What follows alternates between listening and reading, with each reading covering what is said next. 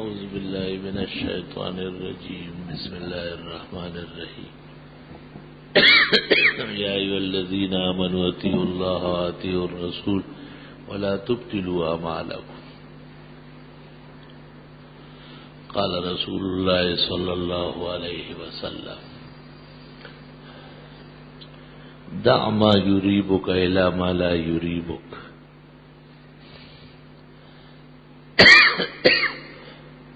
وفي رواية خذ ما صفا ودع ما قدر وفي رواية من حسن اسلام المرء ترك ما لا يعنيه اللهم صل وسلم على عبدك ورسولك ونبيك محمد احمد وعلى آله واصحابه وبارك وسلم عليه. قابل قدر بزرگوں، محترم بھائیوں اور معزز سامعین، رمضان شریف کا مہینہ مسلمان بانصیبوں کے حق میں خیر و عافیت سے گزر گیا، اور اللہ تعالیٰ نے جن کو توبہ اور استغفار کا موقع دیا تھا، انہوں نے اللہ تعالیٰ کو راضی کرنے کے لیے وہ اعمال کیے جو حق تعالیٰ کے ہاں پسندیدہ ہے۔ صرف عمل تو روزہ تھا جو فرض قطعی یقینی علی کل مسلم ذی محتلم مقیم غیر مسافر صحیح دون مریض، اور اس کے شایع نشان اعمال بھی تھے، جیسے 20 رکعت تراویح، وتر مال جماعت، فطرانوں کی ادائیگی، دیگر صدقات خیرات، زکوات کی ادائیگی، تلاوت، ذکر، تسبیح، دعا۔ اللہ تعالیٰ قبول فرمائے پورے عالم کے مسلمانوں کی کوششیں۔ اسلام میں عید حقیقت میں عبادت کی تکمیل کا نام ہے۔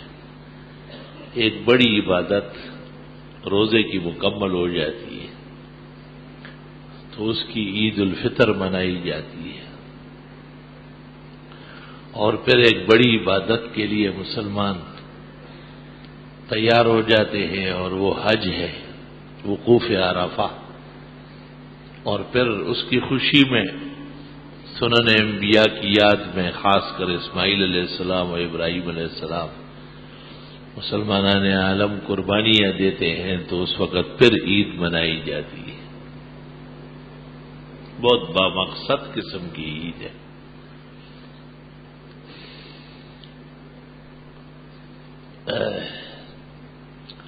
کہتے ہیں کہ عید کو عید اس لیے کہتے ہیں کہ اس میں اللہ تعالیٰ کی نعمتیں برستی ہے مومنوں پر۔ جیسے کوئی تقریب ہو شادی بیاہ کی یا اور خوشی کی، تو پھر اس میں کھانوں کا اور مشروبات کا، مہمانوں کی عزت آفرینی کا کوئی حساب نہیں ہوتا۔ علماء نے بھی لکھا ہے کہ ویسے تو ایک ایک نوالے کا اور ایک ایک کھانے کا اور حساب ہوگا، لیکن جب مجمع ہو اور مسلمان جمع ہو، خیر و عافیت کی گڑی ہو، اس کا حساب نہیں ہو۔ حساب دینا بہت بڑا مسئلہ ہے۔ ایک شخص سے ملنے میں گیا تو اس نے بڑی مشکل سے مجھ سے ملاقات کی، اور پھر کمرے میں بہت کچھ کاغذات بکھرے پڑے تھے اور بہت پریشان تھا۔ میں ایک بات کرتا تھا، وہ دوسرا جواب دیتا تھا۔ میں نے اس سے پوچھا تو پتہ چلا کہ کسی انکم ٹیکس وغیرہ یا کسی ادارے کا کوئی حساب ہے، اور اس کے لیے پریشان ہے۔ کاغذ بکھرے پڑے تھے، تو مجھے ایک طرف بٹھایا، بہت زمانوں کی بات ہے، تو میں نے اس کو کہا چلو یہ انکم ٹیکس والے اگر ناراض ہو گئے تو کارخانہ کرک ہو جائے گا، آپ جیل چلے جائیں گے، لیکن یہ بتاؤ کہ قیامت کے دن جو قرآن کہتا ہے کہ نام اعمال بکھر جائے گے، اس نام عمل کو صحیح کرنے کے لیے بھی فکر کی سخت ضرورت ہے. وہ دن آنے والا ہے، وہ کوئی زیادہ دور نہیں ہے، بہت ساروں کا تو آ ہی چکا ہے. اللہ تعالیٰ فرماتے ہیں انہم یرونہ بعیدا ونراہ قریبا، یہ سمجھتے ہیں کہ قیامت دور ہے اور میں کہتا ہوں قیامت بالکل آ گئی ہے. اقترب للناس حسابہم، لوگوں کے حساب کتاب کا وقت بالکل آ گیا. وہم فی غفلت معرضون، اور وہ ابھی تک غفلت میں پڑے ہوئے. ان الساعۃ آتیۃ، اور قیامت تو آئے گی، لا ریب فیہا، شک نہیں ہے اس میں. اکاد اخفیہا، ابھی میں اس کو چھپاتا ہوں، لتجزا کل نفس بما تسعی، تاکہ ہر انسان کو اپنے کیے کا بدلہ ملے، جزا اور سزا ملے.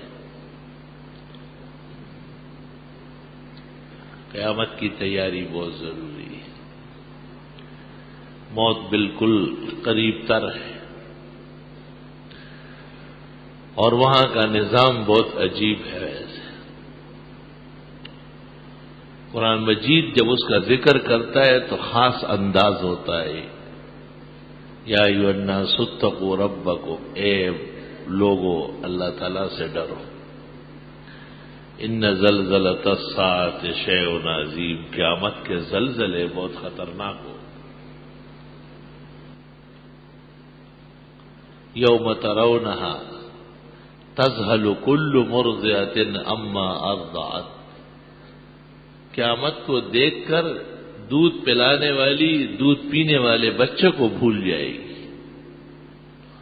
وتضع کل ذات حمل حملها، اور ہر حاملہ کا حمل گر جائے گا خوف اور ڈر کے بعد. حدیث میں ہے 40 دن کا مادہ جو رحم میں ہو عورت دور پھینک دے گی، اسے پتہ بھی نہیں چلے گا. وَتَرَى النَّاسَ سُكَارَىٰ، اور آپ سمجھیں گے کہ لوگ بالکل بے ہوشی میں ہیں، کسی نشے میں ہیں. وَمَا هُمْ بِسُكَارَىٰ، انہوں نے کوئی نشاور چیز نہیں کھائی ہوگی. وَلَٰكِنَّ عَذَابَ اللَّهِ شَدِيدٌ، لیکن اللہ تعالیٰ کا عذاب بہت سخت ہوگا. قیامت موت سے شروع ہوتی ہے. قیامت کا پہلا مرحلہ وہ انسان کی اپنی موت ہے. حضرت نے تو یہ بھی فرمایا کہ میری موت قیامت کی نشانی ہے. موتی من الساعہ، بخاری شریف. کیوں؟ حضرت آخری پیغمبر ہے، اور جب آپ تشریف لے گئے تو زمانہ ختم ہے، تھوڑا سا وقت باقی ہے بس. اور جب آپ قیامت سمجھاتے تھے تو فرماتے تھے انا والساعۃ کہاتین، ایسی شہادت کی اور درمیان والی انگلی میں بہت معمولی سا فاصلہ رکھ کے فرماتے تھے کہ میں اور قیامت یوں ہے، اور میرے درمیان اور قیامت کے درمیان کوئی اور نبی نہیں ہے سوائے عیسیٰ ابن مریم کے، جو پہلے گئے ہیں اور بعد میں آئے گی. اللہ. حضرت صلی اللہ علیہ وسلم نے موت کے وقت کی بڑی دعائیں بتائی کہ بھئی یہ کام کرو تو موت آسانی سے ہوگی، عزت سے موت ہوگی، ایمان کے ساتھ ہوگی. علماء عجیب بات کرتے ہیں، وہ کہتے ہیں یہ جو نشے والی چیزیں ہیں نا، جیسے نسوار ہے، پان ہے، بیڑی ہے، سگریٹ ہے، چیلم ہے، پتہ نہیں کیا کیا خرافات ہے، اس سے موت کے وقت اٹکن بہت ہوتی ہے. موت کے وقت اٹکن پیدا ہوتی ہے، اور مسواک سے موت کے وقت سہولت بہت ہوتی ہے. اتنی سی لکڑی ہوتی نیم کی یا کڑوے درخت کی، اور 5 نمازوں کے لیے وضو میں 3 دفعہ اوپر نیچے کیا جاتا ہے. اور مسواک 6 جگہ سنت ہے. السواک یسن 6 مواضع، ابن عابدین شامی میں، مولانا خلیل احمد بزل میں، حضرت شیخ معارف السنن میں، اور دیگر معتبرات میں قبل الطعام اور بعد الطعام، قبل النوم بعد النوم، 6 مقامات پورے ہو جائیں گے۔ یہاں تک فرمایا ہے کہ اگر آدمی زیادہ باتیں کر لے اور اس کو اندازہ ہو جائے کہ بھئی اتنی باتیں مجھے کرنی نہیں تھی، تو اس وقت بھی مسواک کرنا چاہیے۔ بعض اوقات آدمی مجلس سے تنگ آ جاتا ہے، ایک آدمی آ جائے گا وہ باتیں کرے گا، اس کو مرض باتوں کا ہے، جس طرح آدمی کو کینسر ہوتا ہے، ہارٹ ٹربل کی بیماری ہوتی ہے، مجبور ہے وہ۔ اس طرح بعض ممرض الکلام ہوتے ہیں، ان کا کلام جو ہے وہ نہایت گندا ہوتا ہے، تو آپ جب ان کی نامناسب بات سنیں گے دل پر سیاہی آ جائے گی۔ اس کے دور کرنے کا طریقہ بھی ہے کہ آپ وضو کے بہانے اٹھے اور مسواک کر لیں۔ کیسے عجیب بات ہے، مسواک انبیاء کے ساتھ مشابہت ہے۔ ایک روایت میں آدم علیہ السلام سے لے کر ہمارے پیغمبر تک سب پیغمبر مسواک کرتے ہیں، اور آپ نے کہا مجھے جبریل جب بھی آیا مجھے کہا حضرت مسواک ضرور کرے، اور میں نے تو جبریل کے کہنے کے بعد اتنی مسواک کی کہ مجھے ڈر ہے کہ میرے جبڑے ختم ہو جائیں۔ اور ایک روایت میں آپ نے فرمایا جبریل جب بھی آیا 2 باتوں کا ضرور کہا، ایک مسواک کا اور دوسرا پڑوسی کے ساتھ اچھے سلوک کرنے۔ دونوں کام بڑے مشکل، پڑوس والے تو تکلیف دیتے ہیں، زور چلاتے ہیں، اور آپ مقابلہ کریں گے تو پھر حدیث شریف پر عمل کیسے ہو؟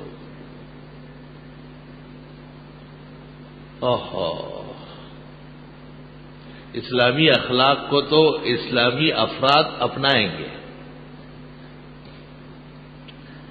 اگر اسلامی تعلیم کو آپ نے دشمنی یا کسی کے مقابلے میں تباہ کر لی تو یہ تباہی آپ کے لیے اب سامنے ایٹم بم بن کے آئے گی۔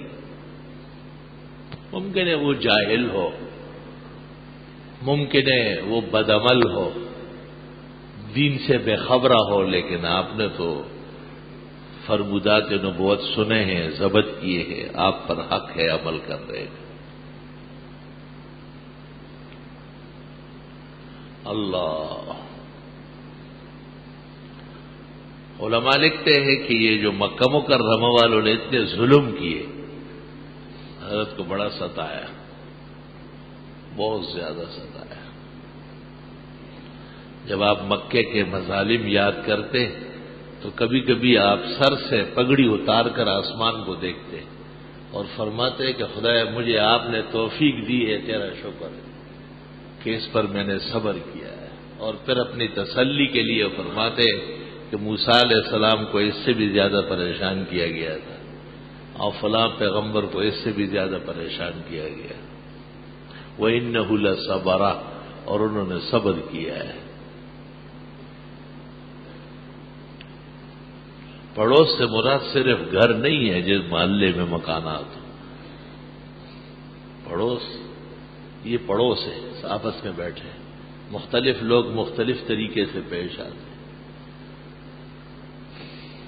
کبھی کبھی صف میں کہیں جا کر کھڑے ہونے کا اتفاق ہوتا ہے تو اس وقت پتہ چلتا ہے کہ بعض نمازی نماز پڑھنے آتے ہیں اور بعض نمازی نہیں ہوتے، ایذا پہنچانے آتے ہیں۔ آپ جہاں دفتر لگاتے ہیں، جہاں آپ دکان کرتے ہیں، جس مارکیٹ میں بازار میں آپ خرید و فروخت کرتے ہیں، وہاں کے لوگ بھی آپ کے پڑوس ہیں، وہاں بھی امتحان ہو۔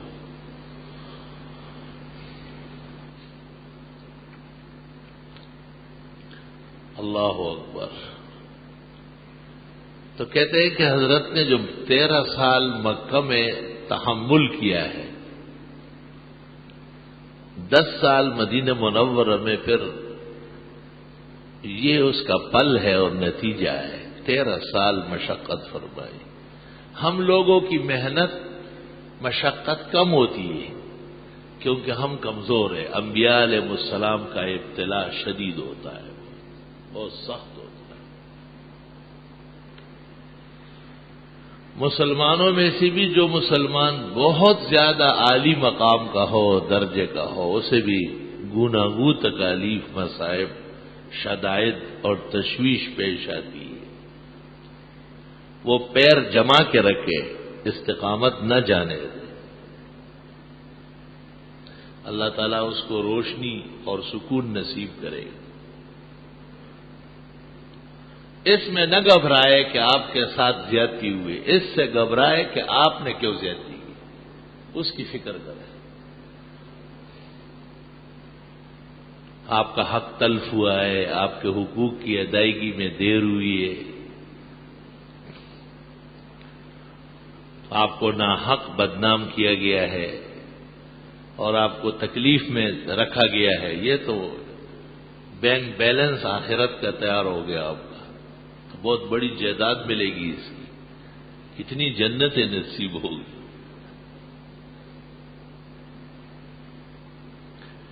ایک روایت میں کہ ایک شخص کو کہا جائے گا کہ جتنے لوگوں نے آپ کو ستایا ہے ان سب کو میں نے جنت سے باہر روکا ہوا ہے،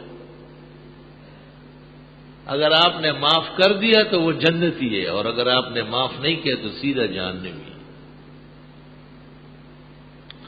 قرآن مجید کی ایک آیت سے پتہ چلتا ہے کہ جنت جانے والوں کے دل بہت صاف ہوں گے، وہ اللہ سے درخواست کرے گا کہ رب العالمین میں نے تمام چیزیں معاف کی، آپ نے جنت نصیب فرمائے۔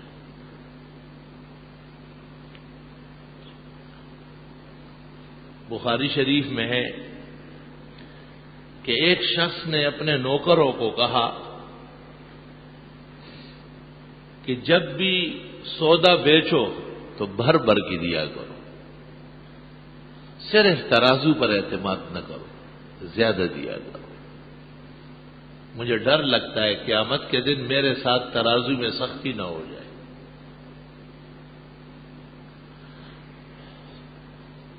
اور جب غریب مسکین آدمی قرض لے لے تو معاف کرو،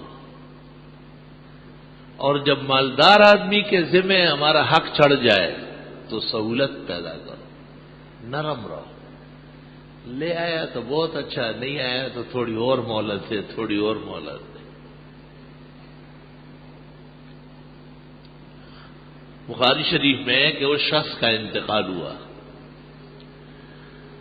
حق تعالیٰ کے حضور فرشتوں نے پیش کر لیا اور یہ واقعات بیان کیے اور کہا کہ اور کوئی نیکی نہیں ہے، بس یہ ہے۔ تو حق تعالیٰ نے فرمایا اس میں تو میری خصلتیں موجود ہیں، اس کو تم کیوں پکڑتے ہو؟ اس کو اعلی علیین میں اونچا مقام دے دو، یہ تو صفات اور رب ہے۔ بڑوں کو مہلت دینا، مسکین غریب و ناداروں کو معاف کرنا، با خلق رحم کن کے خدا بات رحم کرنا۔ ہم جب چھوٹے تھے وہاں گاؤں میں تو کبھی کبھی ایک گھر تھا، اس میں ایک بیوہ عورت رہتی تھی اور ان کی مویشیاں تھیں، تو ہم دودھ خرید کے لاتے تھے۔ ہم بڑے حیران ہوتے تھے کہ ہم کہتے کہ ایک پاؤ دودھ تو بھی گلاس بھرتی تھی، کٹورا لے جائے تو اس کو بھر کے دیتی، تو اس کی بیٹیاں اور بہو کوشش کرتی کہ وہ خود دے، ان کو نہ دے رہے۔ ہماری کوشش ہوتی کہ وہ اماں۔ تو ایک دن میں نے ان سے پوچھا کہ آپ بہت زیادہ دودھ دیتی ہے کیوں؟ اس نے کہا بیٹے میدان حشر میں ترازو کے ہلکا ہونے سے بہت ڈر لگتا ہے، میں نے اپنے بزرگوں سے سنا ہے جن کا ترازو یہاں بھاری ہوگا وہاں ان کے حسنات بڑھ جائے گے۔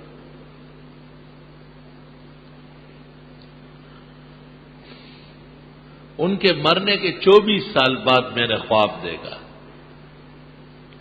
اور میں نے ان سے دریافت کیا تو انہوں نے کہا بس میرے وہ زیادہ زیادہ چیزیں دینا، اس کو قبول کر کے جنت بھیج دیا، ترازو ہی نہیں لگا، سب کچھ بھاری قرار دے دیا گیا۔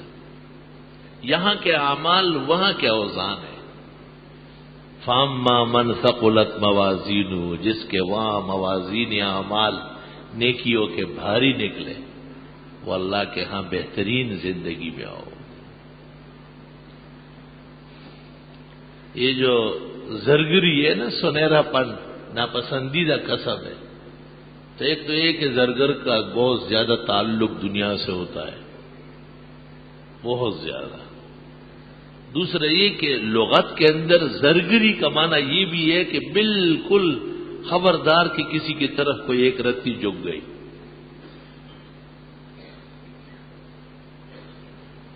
چنانچہ اس قسم کے کسب والوں پر دنیا میں بھی بڑی آفات آتی ہے، آفات بہت زیادہ آتی ہے. تاجر دو قسم کا ہے، ایک وہ جو دیانت، امانت اور لوگوں کے ساتھ خیرخواہی سے پیش آئے. فرمائے یہ پیغمبر کے ساتھ ہوگا، التاجر الصادق الامین مع الانبیاء والصدیقین. اور دوسرا تاجر وہ ہے جس کا مقصد صرف پیسہ جمع کرنا ہے، وہ انسانیت نہیں جانتا، وہ اپنے پرائے اچھے برے میں کوئی فرق نہیں کرتا. اس کو کہا ہے التاجر هو الفاجر، یہی کائنات کا مجرم، بدترین ظالم. مارکیٹ اور لین دین پر جتنی آفت آئے گی وہ اس قسم کے لوگوں کی وجہ سے آئے گی. اللہ، آخرت کی تیاری بہت ضروری ہے اور کبھی بھی غافل نہ ہو. حدیث شریف میں ارشاد فرمایا تم لوگ جب رات کو سونے لگتے ہو تو وصیت نامہ لکھ کے رکھا کرو سرحال. ہو سکتا ہے صبح آپ نہ اٹھیں اور آپ کی موت کی خبر لگے، رشتہ داروں کو تکلیف ہو جائے گی. آپ صاف ستھری وصیت لکھیں. وصیت لکھنے سے پہلے شریعت سے پوچھنا پڑے گا کہ کس طرح وصیت کروں. حدیث شریف بخاری میں ہے، حضرت صلی اللہ علیہ وسلم کی خدمت میں ایک شخص آیا اور اس نے کہا میں نے اپنے بیٹے کو اتنی جائیداد دی. آپ گواہ رہے. آپ نے کہا اور بیٹے نہیں؟ کہا اور بھی ہے. کہا ان کو کیوں نہیں دی؟ کہا بس ان کو نہیں دینا چاہتا ہوں. آپ نے فرمایا لا اشہد علی الزور، میں جھوٹ اور تہمت پر گواہ نہیں بنوں گا. یہ تو جھوٹ اور تہمت ہے، میں اس کا گواہ بنوں گا. آتے کل ابن کا نحلہ، پورے اولاد کو برابر دے دو. کیا باتیں شروع کی آپ نے؟ جا رہے ہو آخرت اور ادھر سے ہی ترازو ٹیڑھا کر کے نکل رہا ہو. اور حدیث میں ہے کہ زندگی میں اگر کوئی جائیداد دینا چاہے تو لڑکا اور لڑکی برابر ہے.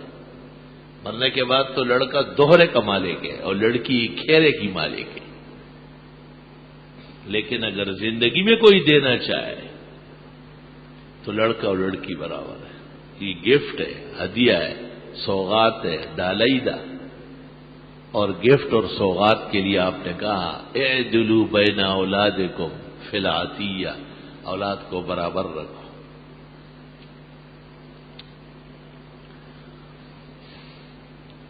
علماء دین فرماتے ہیں کہ ممکن ہے ایک بیٹا دیندار ہو دوسرا بے دین ہو. یہ بھی تو ہو سکتا ہے کہ ایک بہت فقیر و مسکین ہو اور دوسرا مالدار ہو.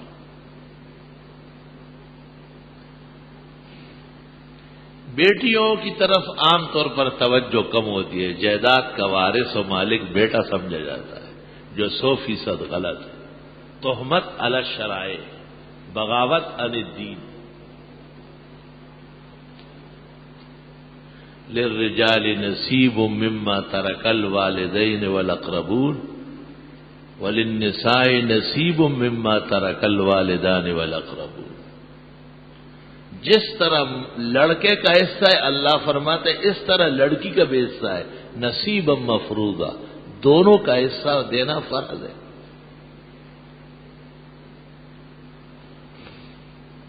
مما قل منہ او کثر، مال زیادہ ہو یا کم ہو. بعض لوگ سمجھتے ہیں چلو بیٹیوں کو راضی کر لوں گا. راضی کرنا جبرن نہیں، اجتماع کر لیں، گھر میں سب کو بٹھائے، بیٹوں کو، بیٹیوں کو، دامادوں کو بھی، اور پھر ان سے درخواست کریں. صاف کہے کہ شریعت کے مطابق یہ میرے بیٹے اور یہ میری بیٹیاں ایک جیسے وارث، ایک جیسے تحفے کے مالک ہوں گے، لیکن میں یہ چاہتا ہوں کہ آپ کا بھائی بہت غریب ہے یا آپ کی یہ بہن بہت عاجز مسکین ہے، اس کا کچھ حصہ بڑھانا چاہتا ہوں، تمہاری اجازت شریعت کا اتباع کرو گے تو شریعت کے رہو گے۔ بہت اچھی طرح کان کھول کے سنو کہ اولاد کے ساتھ بھی ظلم کا حساب ماں باپ کے ساتھ ہوگا۔ مولانا اشرف علی صاحب نے تو یہاں تک لکھا ہے بعض ماں باپ کو ضرورت نہیں ہوتی اور وہ اولاد سے پیسے لیتے ہیں کہ دینا پڑے گا مجھے، ہم نے آپ کو پلایا بڑھایا ہے۔ مولانا اشرف علی صاحب لکھتے بے ضرورت جتنا لیا ہے باپ مقروض ہے، قرضہ ہے اس کے ذریعے، کیوں لیا ہے؟ مولانا کی کتاب ہے بوادر النوادر، آخری کتاب ہے، اور اس میں حضرت کا ایک مقالہ ہے بڑا زبردست، اس کا نام ہے تحقیق و حقوق الوالدین، ماں باپ کے حقوق کے سلسلے میں عدل و انصاف ضروری، دونوں طرف سے۔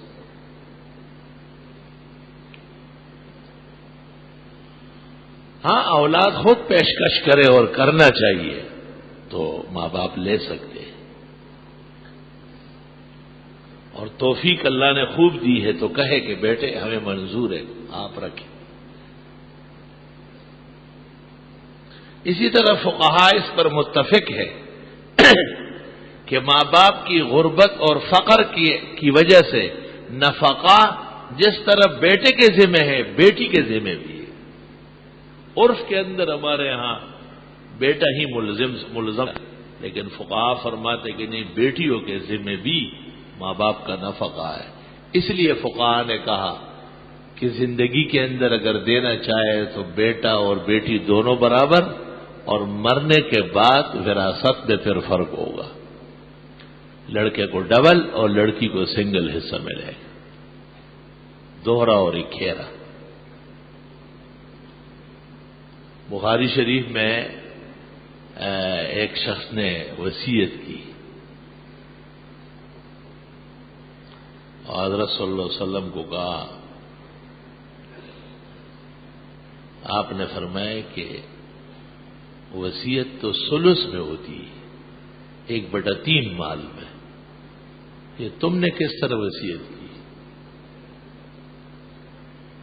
اور جب وہ 1/3 پر آیا تو آپ نے کہا اس سے بھی کم کی وصیت کرو، 1/4 کی کرو، 1/5 6 کرو، وہ رسا کے حقوق کم نہ ہو جائے، ان کے حقوق بڑھاؤ۔ جب اس نے فریاد کی اور اس نے کہا کہ حضرت ثلث ہی رہنے دیں، تو آپ نے کہا وَالثُّلُثُ کبیر، ثلث بھی بہت زیادہ ہے۔ ثلث کا مطلب یہ کہ ایک شخص کے مثلا 6,000 روپے بچ رہے، 6,000 میں 3 اثلاث ہوتے ہیں، 2,000 کے، تو 2 ثلث یعنی 4,000 یہ ورثاء کے، اور 1 ثلث یعنی 2,000، اس میں وصیت جائز ہے۔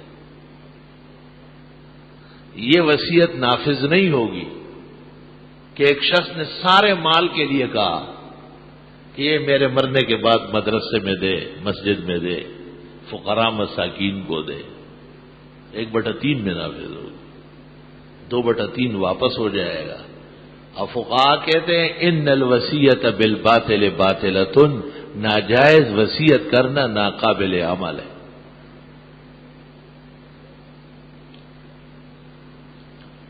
ہاں اس کی ایک صورت ہو سکتی ہے کہ ایک شخص اپنی زندگی میں مال و متاع خیرات کر لے، صدقہ کر لے، بعض صورت ایسی پیش آتی ہے۔ اولاد نافرمان ہے، اولاد بہت زیادہ بدچلن ہے، ایک نیک صالح آدمی ڈرتا ہے کہ میرے مال پر گناہ کرے گا اور میں برابر کا شریک ہوں گا۔ اگر ایسی صورتحال ہے جس میں دین کی منفعت ہے اس طرح کے وصیت کرنے میں، تو اجازت ہے کہ زندگی کے اندر تمام مال اپنے سامنے فنا کر دیں۔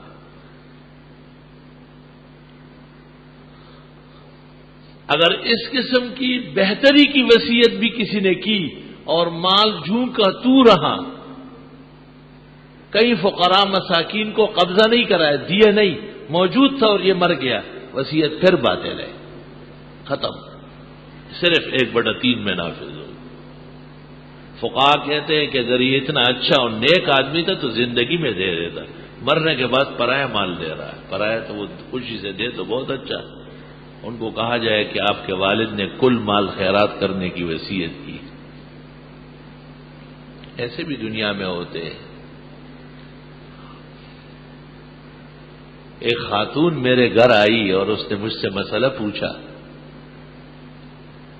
کہ میرے 6 بیٹے ہیں اور 4 بیٹے روزگار سے ہیں اور بڑے مالدار ہیں، 2 بیٹے چھوٹے ہیں اور وہ سبق پڑھ رہے ہیں کالجوں میں، اور میرے میاں نے اپنی کوٹھی ان 2 کے نام کر دی اور وہ مر گئے۔ اب کوئی ایسا مسئلہ مجھے بتاؤ، رہنمائی کرو کہ اس کوٹھی اور جائیداد میں میرے 4 بڑے لڑکے شریک نہ ہو جائیں، صرف ان 2 کے پاس رہے۔ میں بڑا پریشان ہو کے سن کے جسم ٹھنڈا ہو گیا، یا خدا ہے، یہ وہی صورت تو ہے جس میں حضرت نے کہا تھا کہ میں ظلم اور جھوٹ کا گواہ نہیں بنوں گا۔ خاتون ذات ہے، بڑی بوڑھیا، ایک دین رہنما کے گھر آئی اپنی مشکل لے کر۔ میں نے کہا ایک صورت کرتا ہوں، آپ اجازت دے دیں، میں آپ کے بیٹوں سے پوچھتا ہوں۔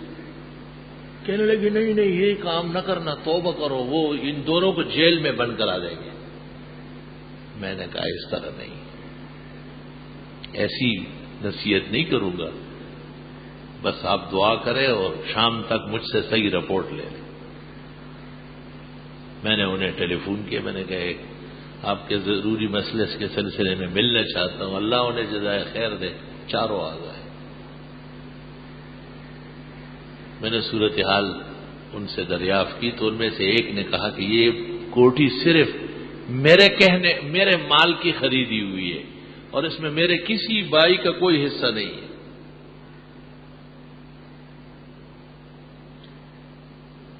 میں نے کہا اب صرف ایک صورت باقی ہے آپ کے والد کے جنت جانے کی، کہ آپ لوگ معاف کر دیں، اس نے تو ظلم کیا ہے، کوئی شک نہیں بدترین گناہ کر کے گیا ہے۔ انہوں نے کہا بس ہم نے معاف کر دیا۔ الحمدللہ، کہیں باپ کی زیادتی اولاد خوش دلی سے معاف کر لے۔ لوگوں کو جہنم میں نہ ڈالو، کوشش کرو کہ لوگ جنت میں رہے اور خود بھی جنت جانے کی کوشش کرو، کیونکہ جب دوسرے کے لیے آدمی راستہ صاف کرے گا اللہ اس کو بھی مشکلات سے نکالے۔ مسائل تو ہر طرح بیان ہوتے ہیں، کبھی یہ مسئلے بھی سنا کرو۔ اگرچہ مجھے بہت دلی صدمہ اور افسوس ہے کہ جن پر ہمیں اعتماد ہوتا ہے جب موقع آتا ہے تو وہ بے دین نکلتے ہیں، بے دین نکلتے ہیں۔ ایک خاتون شادی ہو گئی اور اچانک مر گئی، کوئی واقعہ پیش آیا ایسا دردناک قسم کا۔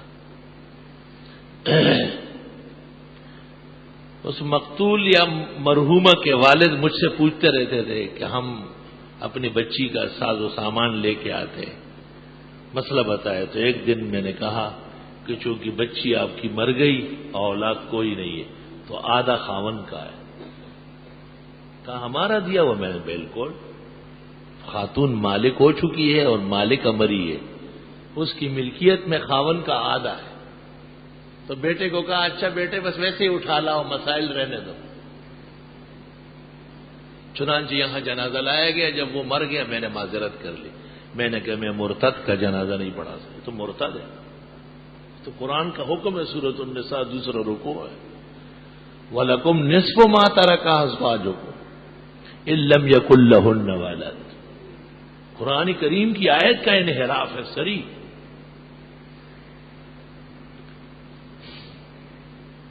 مسائل وراثت کے، مال کی تقسیم کے، رشتہ داروں کے ساتھ حقوق کے، اچھی طرح ضبط کیا کرو۔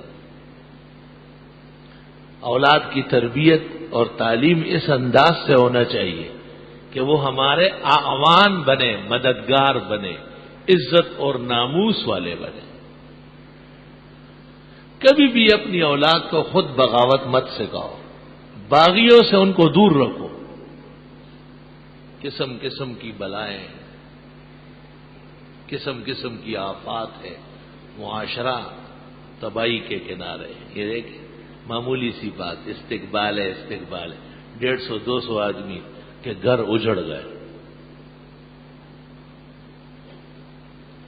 میں تو حیران ہوں کہ انگریز نے یہ جو سیاسیات کا ایک نیا رخ پیدا کیا ہے، انسانوں کے ساتھ کتنا بڑا ظلم کیا ہے۔ پورے تصادم کی فضائیں چلتی ہیں، خون مسلم کی اتنی ارزانی ہے جس کی کوئی حد نہیں۔ خنجر چلے کسی پہ تڑپتے ہیں ہم امیر، سارے جہاں کا درد ہمارے جگر میں۔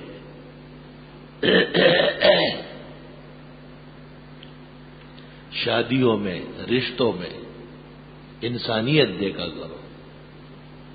بہت مالدار اور بہت زیادہ لینڈ لارڈ کو نہ دیکھو، ان کو بیٹی دو اور وہاں رشتہ کرو جن تک تم پہنچ بھی سکو۔ بہت زیادہ لیول کا آدمی آپ کی بیٹی کو نوکرانی سمجھے گا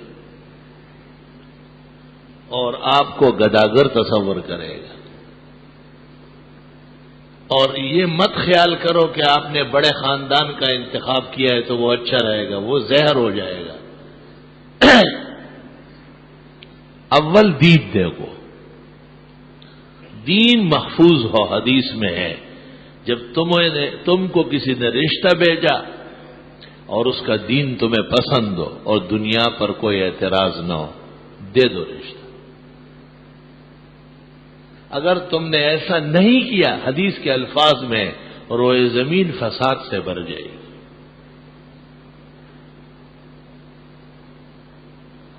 رنگ روغن اور نسل و نسب یہ توابع ہے، اصل ایمان ہے۔ ایک ایسا شخص آپ کے سامنے آ رہا ہے جو آپ کے جامع اور آپ کے لباس اور حیثیت کے منافی ہے،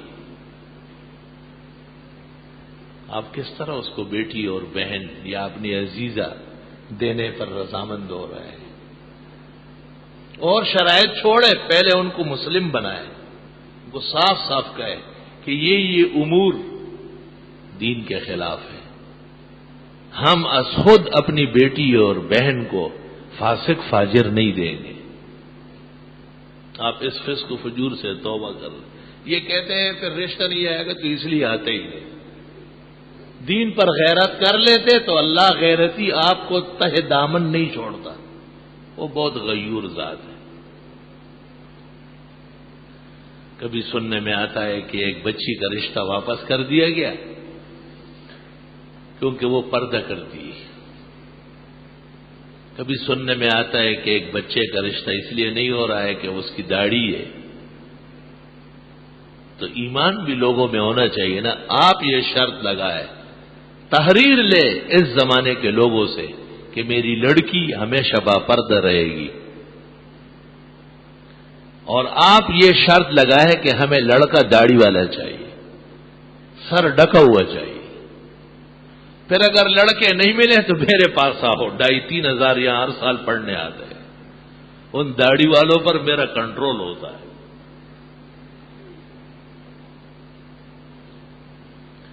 اور یہ بڑی بڑی نوکریاں اور بہت بڑے ملک کے اندر نیشنلٹی کا ہونا، یہ کس ذہن کے مالک ہو گئے؟ وہ کہاں جا رہے ہو؟ یہ کیا چیز نازل ہو گئی آپ پر؟ وہ ہمیں کیا دیں گے؟ ہم تو صبح و شام یہ دعا کرتے ہیں کہ وہ ہماری زندگی میں کھنڈر بنے اور وہاں اسلامی پرچم لہرائے جائے، اور آپ ان کا نام سن کر کے خوش ہو جاتے ہیں اور مسکراتے رہتے ہیں کہ بہت بڑا رشتہ آ گیا۔ بڑا رشتہ نہیں، بہت بڑی آفت ہے۔ آپ نے اپنے تمام اعمال اور عقائد ضائع کیے ہیں لیکن عقل نہیں ہے. بس ایک مسلم لڑکی کی عمر سے مناسبت رکھتا ہو اور اس کی کوئی بدعمالی ہمیں معلوم نہ ہو، جائز روزگار اللہ تعالیٰ نے عطا کیا ہے، اس پر اکتفا بہت مناسب ہے. باہر ملکوں سے لوگ آ رہے بھاگ رہے. ابھی چند دن پہلے ایک دوست آیا اور اس نے بہت اندوہناک واقعہ سنایا. چونکہ وہ انفرادی عزت کا مسئلہ ہے، شان نہیں کہ ممبر سے بیان. پوری اولاد بما اہل خانہ کے خطرے ظاہر کر لی. کہا اگر 2 سال اور دیر کر لیتے تو تن و تنہا وہاں سے بھاگ آتا. سب بچے ادھر ادھر ہو رہے تھے. ایسے ملکوں پر تم ناز کرتے ہو اور ایسے ملکوں میں آپ کے رشتے رہیں گے. ملک کے اندر بھی عزیز و اقارب میں بھی دین کو ترجیح دینا ضروری ہے بمقابلے دنیا کے. 2 رشتہ دار پیش ہوئے، ایک دیندار ہے دوسرا بے دین ہے. آپ دیندار کو ترجیح دیں. بے دین سے صرف کہنا کافی نہیں ہے کہ آپ نماز پڑھے اور درس میں آئے اور داڑھی رکھے اور لڑکی لے جا کے غائب ہو جائے. آپ پھر کیا FIR کٹوائیں گے؟ پہلے سے کہے کہ اگر آپ نے ان دینداری میں کمی کی تو 25 لاکھ جرمانہ دیں گے آپ، اور وکیل سے مشاورت کر کے اسٹامپ بنوائے. کسی نے اس کو غلط کہا، میں حاضر ہوں، میں موجود ہوں. دین کا تحفظ ہر مومن کا فرض. بعض لوگ کہتے ہیں جی ہم تو اللہ کے لیے کریں گے، تو ہم بھی آپ سے اللہ کے لیے مطالبہ کر رہے ہیں. ہم نے کون سے دنیا کے لیے کیا ہے؟ آپ کا نمازی ہونا، آپ کا حلال سنت سے آراستہ ہونا، یہ سب دین اللہ کے لیے ہے. اس میں نفسانیت کی کوئی رتی بھی نہیں. غلط باتوں سے گھبرائے نہیں اور غلط بات کرے بھی نہیں، نہ مانے اور نہ منوائے. خود بھی مستقیم علی الشرع رہے اور ان کو بھی مستقیم چلنے کی کوشش کرے. اللہ تعالیٰ نے جن بیویوں کا رشتہ لکھا ہے وہ بہرحال ہوگا. وَجَعَلَكُمْ أَزْوَاجًا، اور جن کا رشتہ نہیں ہے یا نہیں آیا تو بہت زیادہ مرنے کے اور رونے کی حاجت نہیں ہے. ہماری لاکھوں کروڑوں بیویاں بغیر رشتے کے عفت اور پاک دامنی کے ساتھ دنیا سے گئی، اور ان کے دامن عفت پر اسلام کو ناز ہے. اللہ اللہ اکبر. ایسے ایسے بادشاہ گزرے ہیں. ہمارے اورنگزیب عالمگیر کی بیٹی زیب النساء والد صاحب کے نام خط لکھ چکی تھی کہ میں کسی مرد کے حقوق ادا نہیں کر سکتی، مجھے معاف فرمائے، اور دلائل نقل کی. فقہا میں یہ مسئلہ اختلافی ہے کہ تجرید افضل ہے یا تزویج افضل ہے، یعنی شادی کر کے مرنا بہتر ہے یا بغیر شادی کے بہتر ہے. امام شافعی کی رائے یہ ہے کہ بغیر شادی کے دنیا سے گزرنا بشرطے کہ عفت اور پاک دامنی رہے یہ افضل ہے. ہمارے امام صاحب امام اعظم فرماتے ہیں کہ نہیں، تزویج یعنی شادی کر کے مر جانا یہ اولا ہے تجرید سے.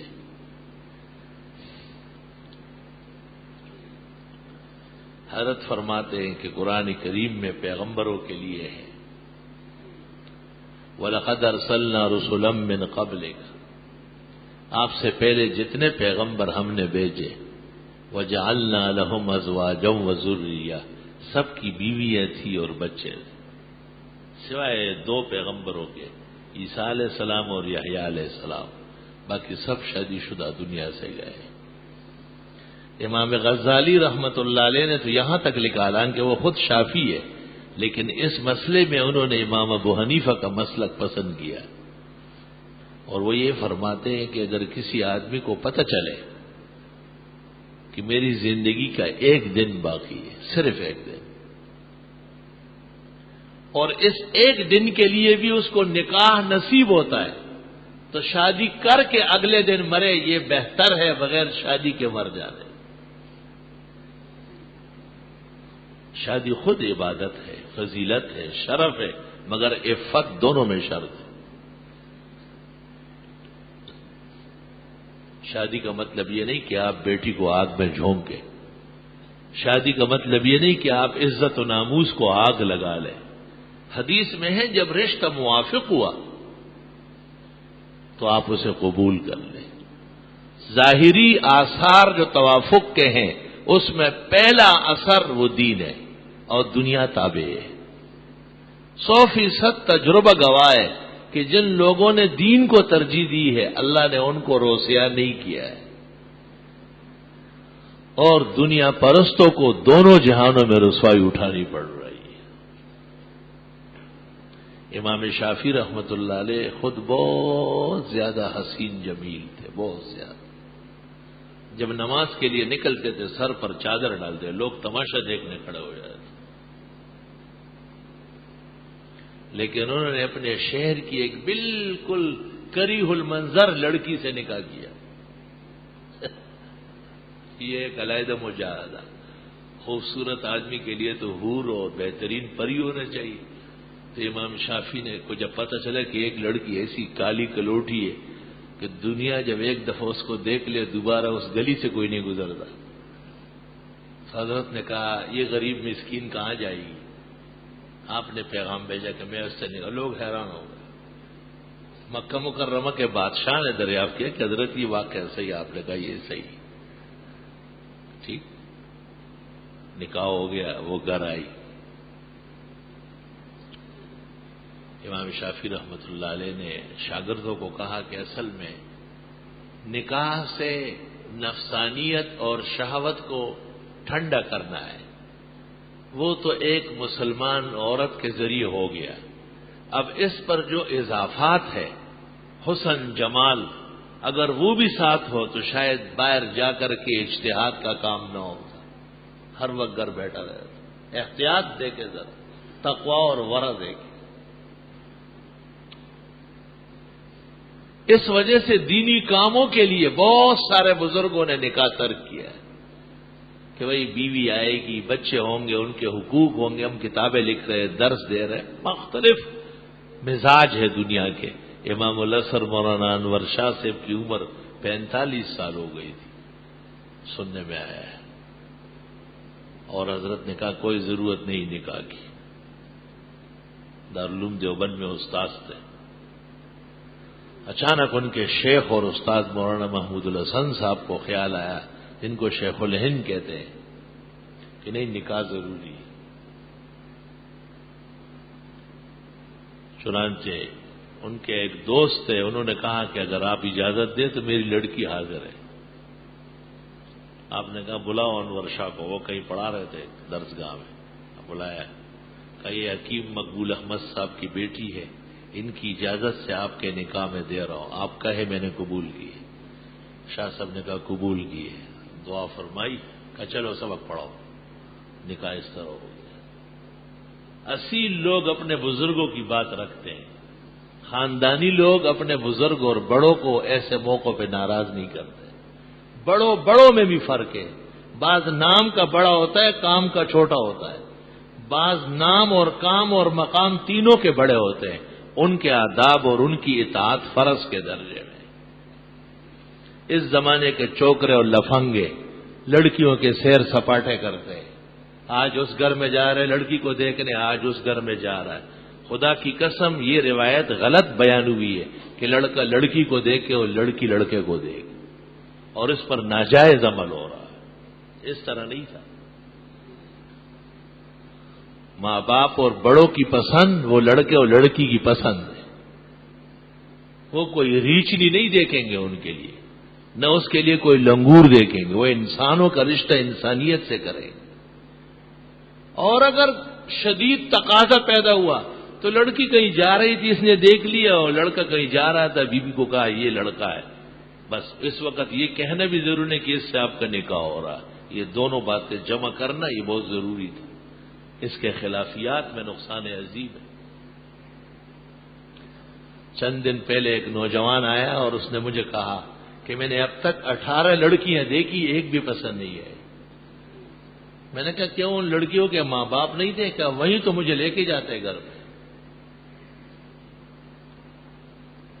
فَإِلَى اللَّهِ الْمُشْتَكَى، اللہ تعالیٰ امت کی عزت محفوظ فرمائے اور اللہ تعالیٰ پورے دین پر عمل کی توفیق نصیب فرمائے۔ زندگی رہی تو اگلے جمعے کو میں اس کی مزید تشریح بھی کروں گا۔ کوئی اس سے متعلق سوال ہو تو پھر پرچی اس وقت دے دینا۔ وآخر دعوانا الحمد۔ بسم اللہ الرحمن الرحیم۔ جو حضرات آگے بڑھ رہے ہیں وہ نمازیوں کا پورا احترام فرمائیں۔ شوال میں 6 روزوں کی وہ روایات آئی ہیں جن کی فضیلت کی وجہ سے بعض علماء اجازت دیتے ہیں اور استحباب بیان کرتے ہیں، لیکن 2 بڑے امام، امام ابو حنیفہ اور امام مالک، دونوں ان روزوں کے منکر ہیں، اور امام مالک موطا صفحہ 256 پر فرماتے ہیں کہ میں نے حرمین شریفین میں کسی مسلمان کو یہ روزہ رکھتے ہوئے نہیں دیکھا۔ علماء کو چاہیے کہ لوگوں کو بدعات سے منع کریں۔ اگر علماء اس قسم کی چیزوں میں سستی کریں تو لوگ زیادہ بڑی بدعات کا ارتکاب کریں گے۔ احتیاط یہ ہے کہ شوال کے 6 روزے نہ ہوں، نہ رکھے جائیں۔ ہاں، ہر مہینے میں جیسے 3 روزے ہیں، 13، 14، 15، جب 11 مہینے کے 13، 14، 15 رکھے جائیں گے تو رمضان تو مستقل فریضہ ہے، اور من جاء بالحسنہ فلہ عشر امثالہا، سال بھر کے روزوں کا ثواب ملے۔ اس پر ہمارا مستقل رسالہ شائع ہے، احسن المقال فی تحقیق کراہیت صیام 6 شوال، اور آج کل مجموع رسائل کے نام سے ایک کتاب چھپی ہے، یہ گیٹ سے ملے گی، جن کو مزید تفصیل دیکھنی ہو وہ اس میں پڑھ لیں۔ میرے شوہر مجھے کہتے ہیں کہ نماز کا طریقہ ایک ہی ہے جو مرد اور عورتوں کے لیے یکساں ہے، برائے مہربانی یہ بتائیں کہ عورت اور مردوں کی نماز میں کیا کیا فرق ہے؟ افسوس کہ آپ کا شوہر اتنی عقل سے خالی ہے۔ اللہ تعالیٰ نے مرد اور عورت دونوں کو انسان بنایا، مسلمان بنایا، لیکن ان کے جسم میں پورا فرق ہے۔ جو ضروریات مرد کو دی ہے وہ عورت کو نہیں دی، جو چیزیں عورت کے لیے ہے وہ مرد کے پاس ہونا ضروری نہیں ہے۔ اس لیے نماز، استنجا، وضو، سب مسائل میں فرق ہے۔ خاتون کے لیے جس حجاب اور پردے کی ضرورت ہے مرد کے لیے کہاں ہے؟ ہم کہتے ہیں ٹخنوں سے پاجامہ نیچے ہوا تو نماز گئی، اور عورت کا اگر اوپر ہو گیا تو نماز مکروہ بلکہ کھلادم ہے۔ پیغمبر صلی اللہ علیہ وسلم پگڑی باندھتے تھے اور بیبیاں دوپٹہ اوڑھتی تھی۔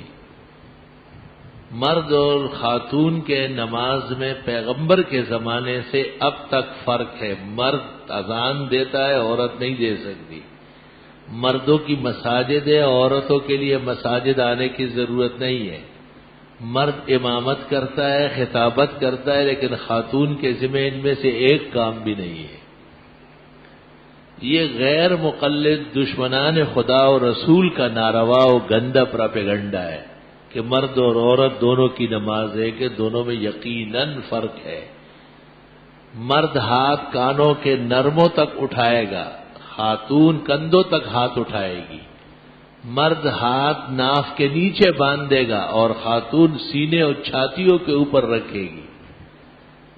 مرد جسم کو سجدے میں ایک دوسرے سے علیحدہ رکھے گا، خاتون جسم کو ملا کے سجدہ کرے گی۔ مرد ایک ٹانگ بچھا کر اور ایک کھڑی کر کے قاعدہ کرے گا، اور خاتون دونوں ٹانگیں دائیں طرف نکال کر کے تورک جسے کہتے ہیں اس طرح بیٹھے گی۔ ام المومنین حضرت عائشہ نے خواتین کو اس طرح نماز سکھائی۔ چاروں ائمہ کا اس پر اتفاق ہے کہ مرد اور زن کی نماز کا فرق ہے۔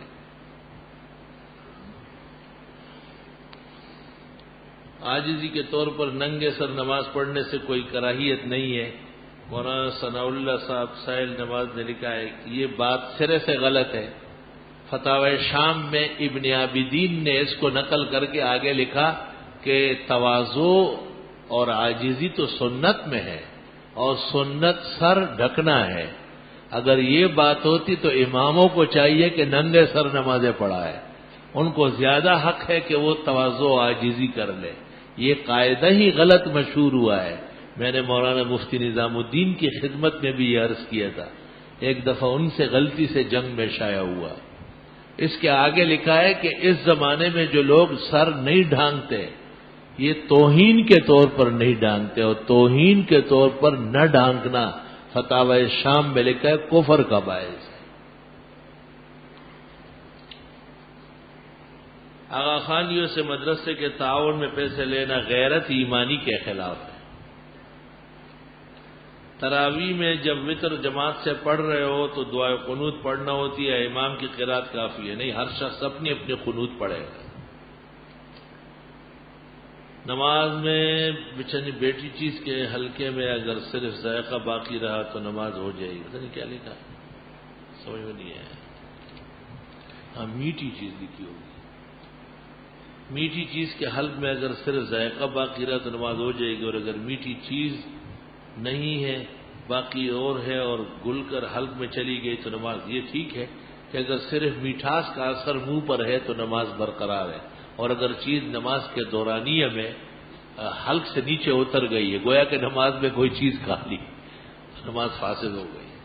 پاکستان کے مستحق صدقات کے زیادہ مستحق ہے یا دور انڈیا وغیرہ کے بعد لوگ کا استدلال ہے کہ وہاں غربہ غلط کہا ہے. ہر ملک کی زکوٰۃ اسی شہر اور ملک میں تقسیم کی جائے. ہاں، اگر ایسی آفات وہاں آئی جیسے بالاکوٹ کا زلزلہ، بعض ملک کے حصوں کا سیلاب، اور پھر اس ضرورت کی وجہ سے ہندوستان یا کہیں بھیج دی جائے، وہ ایک وقتی ضرورت ہے، وہ ہو سکتی ہے. محمد وافی لڑکے کا نام رکھنے میں آپ کی رائے کا طالب، کوئی حرج نہیں. وافی و کافی دونوں اللہ تعالیٰ کے علاوہ اوروں کے نام بھی ہو سکتے ہیں. سلام کے بعد عرض ہے کہ میرا والد نماز روزے کا بالکل پابند نہیں ہے. سلسلہ خود تقریباً 6 سال سے دیکھ رہا ہوں. اس کے علاوہ گھر کے اور بیوی بچوں کا بالکل خیال نہیں رکھتا. غیر اخلاقی لوگوں کے ساتھ شراب کے محفلوں میں اٹھتا بیٹھتا ہے. اماں جی سخت بیمار ہے. میری محنت مزدوری سے بمشکل گھر کا گزارا ہوتا ہے. دیکھنے والا اوپر ہے جو ہمارے گھر کا حال دیکھ رہا ہے. اب اگر میں اپنے والد سے نفرت کروں جیسے کہ مجھے آپ والد سے نفرت نہ کریں، گناہ سے نفرت کریں. بحیثیت والد کے قرآن مجید میں ہے، ان کا احترام ہے اگرچہ کافر ہو. ایک شخص کی والدہ کا انتقال ہو گیا، ان کے ذمہ کئی سال کی نمازیں، وہ پتہ نہیں ناپاکی، بیماری، معذوری کی حالت میں اس دنیا میں آخر کئی سال تک زندہ رہی. ان کی نمازوں کا فدیہ دینا چاہیے. ہر نماز کا اتنا فدیہ ہے جتنا آپ نے فطرانہ دیا، 50 روپے. اور حنفیہ کے نزدیک وتر مستقل نماز ہے، اس لیے روزانہ 6 نمازوں کا حساب دینا پڑے. 300 روپے یومیہ. میں انتہائی پریشان ہوں، دن بدن مقروض ہوتا جا رہا ہوں. نماز پڑھنے تلاوت کرنے کو جی نہیں چاہتا. استغفار کی کثرت کرے، اللہ سے مدد مانگے. مولانا سرفراز خان نے اپنی کتاب احسن الکلام میں حدیث لا صلاۃ لمن لم یقرأ فاتحۃ خلف الامام کے تحت لکھا ہے کہ اس کی سند میں امام زہری ہے، اور وہ حدیث میں اپنے کلام کو ملا دیا کرتے، اس لیے اس سے استدلال صحیح نہیں. کیا بخاری میں رفع دین کی روایت میں بھی یہی ہے؟ تو کیا اس سے بھی استدلال ہے؟ نہیں، اس روایت میں یہ بات معلوم ہو چکی ہے کہ اس میں ابن شہاب زہری سے ادراج ہوا ہے. اللہ تعالیٰ وقت اور جگہ کی قبر سے آزاد ہے اور ماضی حال مستقبل سے پاک ہے. اس کے سامنے تو ہر چیز حال سزا اور جزا کے ہوگی. یہ امتحان کیسا ہے زندگی کا؟ جیسے اللہ چاہے ایسا ہے. زکوٰۃ قسطوں میں ادا کی جا سکتی ہے، یکمشت دینا افضل ہے. حکومت جو ٹیکس وصول کرتی ہے وہ جائز ہے، ادا جائز. جائز ٹیکس جائز ہے، ناجائز ناجائز ہے. بجلی کی چوری ممنوع ہے. اکثر اسکولوں میں بچے جوتے کیا لکھا؟ اچھا، اکثر لوگ بچے جوتے پہنے ہوئے ڈیسک پر بیٹھتے قرآن پاک پڑھتے ہیں. اگر مجبوری ہو تو پڑھنا جائز ہے. آداب یہ ہے کہ قرآن مجید اتار کے اور جوتے اتار کر قرآن مجید پڑھیں. تاہم اگر وہ حفظ سے پڑھتے ہیں تو پھر کوئی حرج نہیں ہے، اور قرآن مجید سامنے رکھا ہوا ہے تو جوتے اتار دینے چاہیے. آج کل ایک اور مرض پھیل گیا، جنازے میں دیکھتا ہوں جوتوں کے اوپر کھڑے ہو جائے. بھائی یہ اس زمانے کے جوتے ناپاک ہیں، ہماری طرح گلی کوچوں سے گزرتے ہیں. میرے محلے میں بدعتی مسلک کی مسجد ہے اور کوئی دوسری مسجد نہیں، کیا میں اس مسجد میں نماز باجماعت ادا کروں؟ جب تو اتنا بغیرت ہے کہ تیری نماز بدعتی کے پیچھے ہوتی ہے تو تجھ جیسے لوگ بہت ہیں، پڑھتے رہو. خر خچر کی نماز ہر جگہ ہو جاتی ہے. اگر تجھے یہ یقین ہوتا کہ وہ بدعتی خدا اور رسول کا دشمن ہے اور انہوں نے سنت کے خلاف متوازی دین بنایا ہے، اور اگر تجھے یہ یقین ہوتا کہ وہ توحید کے دشمن ہے، تو آپ ان کے پیچھے پڑی ہوئی دوبارہ پڑھتے ہیں، نہ کہ آپ اور آئندہ پڑھتے ہیں. ہاں یہ روایت متکلم فی ہے. صحیح مسلم کی اس روایت پر احسن المقال میں کلام ہوا ہے کہ یہ ناقابل عمل روایت ہے. اہل تشیع پڑوسی کے کیا حقوق ہے؟ پڑوس کی حیثیت سے ان کے ساتھ سلوک اچھا ہونا چاہیے، ناحق ظلم نہ کرے، انہیں تنگ نہ کرے، ان کی بات زیادتیوں پر صبر کرے، باقی ان کے ساتھ رسول نے حج کا فریضہ ادا کیا، وہ اپنی بیوی کی جگہ اس سال حج کو جانا چاہتا ہے، جو کہ 2 سال قبل تقریباً انتہائی بیماری معذوری کا فوت ہو گئی. کیا یہ شخص اپنی بیوی کی جگہ حج کر سکتا ہے؟ واہ بھائی واہ، بہترین حج تو یہ ہے جو بیوی کی طرف سے خاوند کر لے. یار ہر رکن پر وہ آنسو بہائے. مولانا صاحب بعض لوگ تشہد میں شہادت کی انگلی نہیں اٹھاتے، دلیل یہ دیتے کہ حضرت مجدد، یہ اختلافی مسئلہ ہے، نہ اٹھانے والے بھی بہت سارے اہل حق ہیں. درست اور راجح حنفی مذہب میں یہ ہے کہ اشہد اللہ پہ انگلی اٹھائے اور الا اللہ پہ ڈھیلی کرے، اور بقیہ 3 انگلیوں کا حلقہ اپنی جگہ قائم رہے. 5 ٹخنوں سے کتنا اوپر ہونا چاہیے کہ ٹخنے کھل کر نظر آ رہا ہے. پوچھ رہے ہیں کہ کسی مسجد کے مؤذن نے اذان دینے کی ذمہ داری ایک معتکف کو سونپ دی، اب معتکف مسجد میں اذان دے گا یا جہاں اذان دی جاتی ہے وہاں دے گا، یا کیا وہ مسجد سے نکل سکتا ہے؟ اور اگر مسئلے کے خلاف اس نے اذان دی تو کیا حکم ہے؟ اب اگر اذان خانہ محراب کے باہر ہے، جیسے ہمارا اذان خانہ محراب کے باہر ہے، پھر تو معتکف کا اعتکاف نہیں ہوا ہے، ٹوٹ گیا ہے. اور اگر اذان اندر مسجد میں جیسے عام رواج ہے، اگرچہ وہ مکروہ ہے، یا محراب میں اذانیں ہو رہی ہے تو محراب داخل مسجد ہے، یاد ہے اعتکاف درست اور صحیح ہے. مفتی حدیث شروع کرنے سے پہلے یہ بات لکھی ہوئی ہے کہ یہ حدیث فلاں صحابی سے مرفوعاً یا موقوفاً یا مرسلاً مروی ہے. پوچھ رہے کہ مرفوعاً موقوفاً مرسلاً کا کیا حکم ہے؟ مرفوع حدیث اس کو کہتے ہیں جو پیغمبر تک پہنچے، اور موقوف اس کو کہتے ہیں جو صحابی تک پہنچے. آگے صحابی یہ نہیں کہتے ہیں کہ حضرت نے فرمایا ہے. اور مرسل اس کو کہتے ہیں کہ ایک ایسا شخص پیغمبر کی حدیث بیان کر رہا ہے جو خود صحابی نہیں ہے، جیسے حسن بصری، سعید ابن مسیب، سعید ابن جبیر، ضحاک، عطا، محمد ابن سیرین، ابن عون، ابن شہاب زہری، قال رسول اللہ صلی اللہ علیہ وسلم. حالانکہ یہ صحابہ نہیں ہے، لہذا یہ مراسیل ہے. اس مسئلے کی وضاحت فرمائے کہ مولانا صاحب نے قرات، جس نے قرات نہیں سیکھی، اگر وہ نماز میں گھر کی جگہ دوسرا ادا کرے، مثلا کوثر کی جگہ الکوثر پڑھے، کوئی حرج نہیں، جائز. میں قرآن پاک کی تلاوت کرنے کے بعد حضرت آدم سے لے کے اب تک تمام مرحومین کو کس طرح سر ثواب کروں؟ آپ سر جو ہے نا نیچے رکھے اور ٹانگیں اوپر باندھے، پھر آدم آدم کرتے رہے. خواہ کے فضول باتیں. اس کے لیے کوئی عمل کرنا پڑتا ہے. یہ نیت کافی ہے کہ اللہ تمام انبیاء اور صالحین کو ثواب پہنچے. پینٹ الٹا کر کے ٹخنوں سے اوپر کرنے کو لوگ منع کرتے، نہیں یہ درست ہے، منع کرنے والے غلط ہیں. قرآن مجید کا صرف اردو ترجمہ پڑھنے کے لیے کیا وضو کرنا چاہیے؟ کہتے ہیں کہ قرآن مجید کا ترجمہ بھی اتنا ہی ادب رکھتا ہے، ہر ترجمہ، صرف اردو نہیں.